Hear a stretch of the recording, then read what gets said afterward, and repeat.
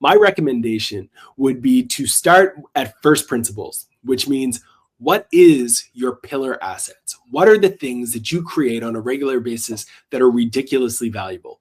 Is it blog content? Is it podcast content? Is it YouTube content? Let's start with that. If you say that it's written content, then you are going to go and find somebody who is an expert at repurposing written content into other mediums. Similar with video. Find somebody who's a video editor. If it's audio, find somebody who is good with audio clips and can do a bit of video editing, but also probably strong at writing. What you're looking to do here is you need to find a distribution expert who can listen, consume, and understand the assets that you're producing, and then turn those things into new things. This conversation that we've had today, let me give you a real example so people can understand how I would repurpose this. I would listen to the episode, and I'm doing this post not using distribution.ai. Distribution.ai could do the same thing. But essentially, I would listen to the episode and I try to find 5 clips. 5 clips in which we talked about something that was very unique and interesting to my audience.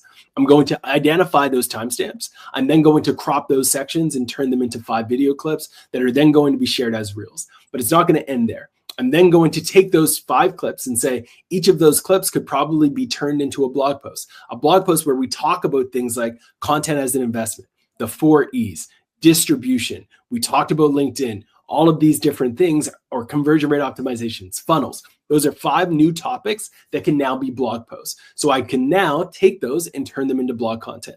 I could download the actual transcript from this section, upload it to ChatGPT, and ask ChatGPT to write me a brief or a draft of a blog post, use Perplexity or Claude, etc. I would get that. You do that 5 times, now you have 5 blog posts. What I would then recommend is that you actually have an expert review that blog post, optimize it, improve it, and change it, and make it excellent and great. You press publish on those pieces. You schedule them to go out over the course of 2 to 3 weeks. So it's not just like post after post, post after post. You include within it a reference to the podcast episode so people can listen to the podcast between Josh and Ross, and they can listen to that and get lost in our conversation even further.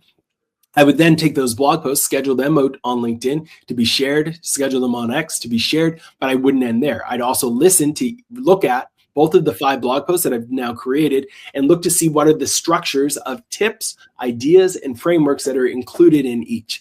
From those frameworks, I now have carousels that can be turned into PDFs using a tool like Canva that could ultimately be uploaded to LinkedIn.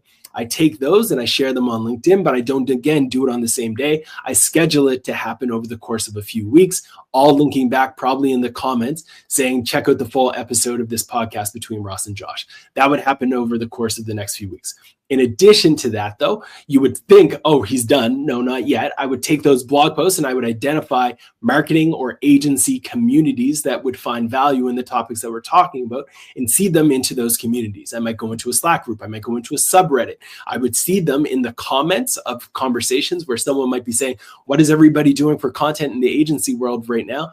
I would say, check out this podcast. Here's actually a blog post that summarizes some of the things that Ross Simmonds is doing, that he talked about Josh, blah, blah, blah. See that there in the subreddit or in the Slack community, Circle community, school community, you name it, all of those different places. Also, you now have 5 assets. Those 5 assets should be sent to your inbox or to your email list at some point over the course of the year. So those blog posts, which all have the video of our conversation embedded at the top, so it's more likely to rank in the SERP, and it's optimized not with our names. Again, most people go into YouTube and they make a mistake by saying, this is Ross Simmonds talking to Josh Peacock in episode 423. Nobody Googles that. So stop using that as your keyword.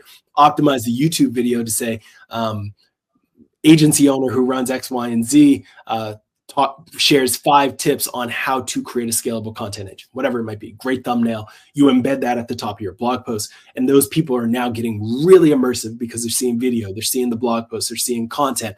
You take graphics from those carousels that you created, screenshot those, throw them into the blog post as well. So now you have images that can be pinned on Pinterest. And that is how you run a full content engine on the back of this type of effort.